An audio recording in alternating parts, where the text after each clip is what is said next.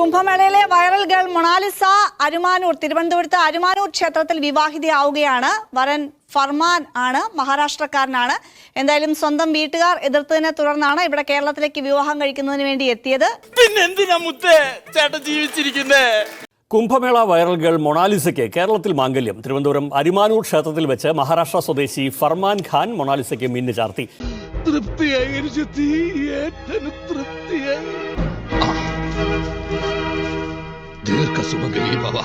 Cinema ചിത്രീകരണത്തിനായി തിരുവനന്തപുരത്തായിരുന്നു Mona Lisa ഉണ്ടായിരുന്നത്. കുടുംബം മറ്റൊരു വിവാഹത്തിന് നിർബന്ധിച്ചതോടെയാണ് ഇരുവരും തമ്പാനൂർ പോലീസിൽ അഭയം തേടിയത്. CPM സംസ്ഥാന സെക്രട്ടറി MV ഗോവിന്ദൻ, മന്ത്രി V ശിവൻകുട്ടി, AA റഹീം MP ഉൾപ്പെടെയുള്ളവർ വിവാഹത്തിന് എത്തി. ഇവിടെ ഏതായിട്ടും മോളെ, ഒരു കുഞ്ഞിന്റെ ജനനം, അതിന്റെ 28, ബർത്ത്ഡേ പാർട്ടി, വിവാഹ നിശ്ചയം, വിവാഹം, വിവാഹ വാർഷികം, വെള്ളമടി പാർട്ടി, വെള്ളമടിച്ച് കണ്ണോയ അതിന്റെ പാർട്ടി, 16 അടിയന്തരം, ശ്രാദ്ധം, അങ്ങനെ ഒരു മനുഷ്യായുസിന്റെ മുഴുവൻ കോൺട്രാക്ട് ഏറ്റെടുക്കും ഈ കല്യാൺ രാമൻ. സ്വതന്ത്ര വ്യക്തികൾ എന്ന നിലയിൽ അവർ വിവാഹിതരാകുന്നു എന്ന് കണ്ടാൽ മതി.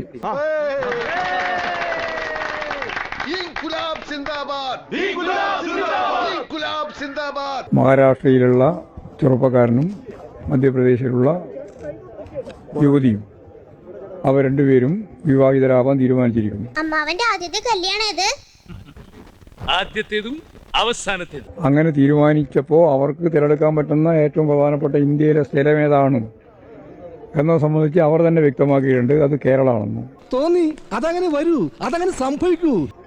അങ്ങനെ അവർ കേരളത്തിൽ വന്നു.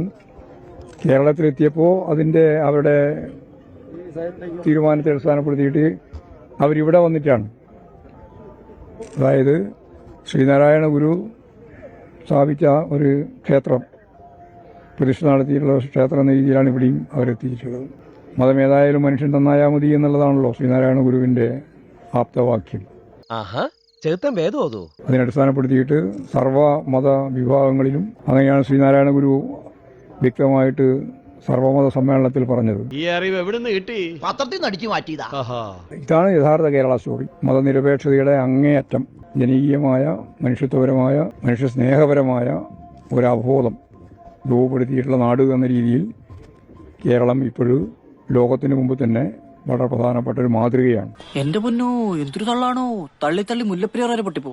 ചെസ് നമ്പർ 1 മോണോ ആക്ട് കലക്കി. Chess number 2 on stage. Kerala story എന്ന് പറയുന്നത് ഈ കല്യാണമാണ്. നമുക്ക് കേരളത്തിലെ മുഴുവൻ ജനങ്ങൾക്ക് അഭിമാനിക്കാം. അത് തന്നെയല്ലേ ഞാനിപ്പോ പറഞ്ഞത്.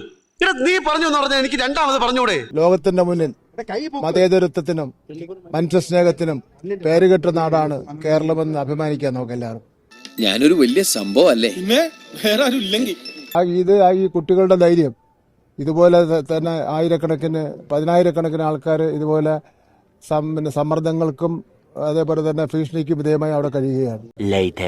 കുംഭമേള വൈറൽ സുന്ദരി മൊണാലിസയുടെ വിവാഹത്തിന് പിന്നാലെ പ്രായത്തെ ചൊല്ലി സമൂഹ മാധ്യമങ്ങളിൽ വിമർശനം. വൈറലാകുമ്പോൾ മാധ്യമ വാർത്തകൾ പ്രകാരം 16 വയസ്സ് മാത്രമുണ്ടായിരുന്ന മൊണാലിസയ്ക്ക് പ്രായപൂർത്തി ആയിട്ടില്ലെന്നാണ് വാദം.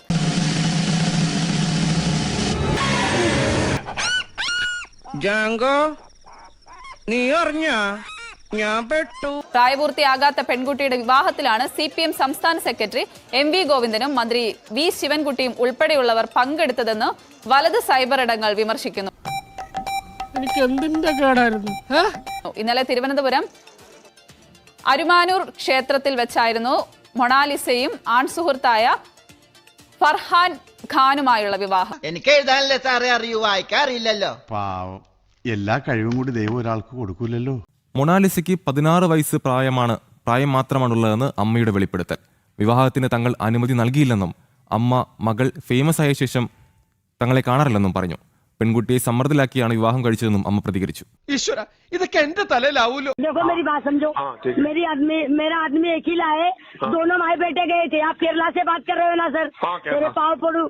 मेरे आदमी को वो लोगों ने कब्जे में ले लिया, उसको थाने में बिठा दिया.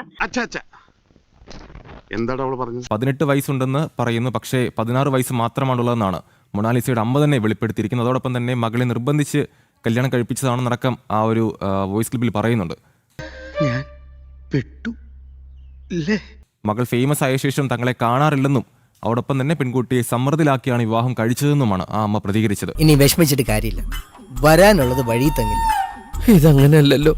വരാതെ പോയതിനെ ഫ്ലിപ്കാർട്ടിലൂടെ ഓർഡർ ചെയ്ത് വരുത്തിയതല്ലേ.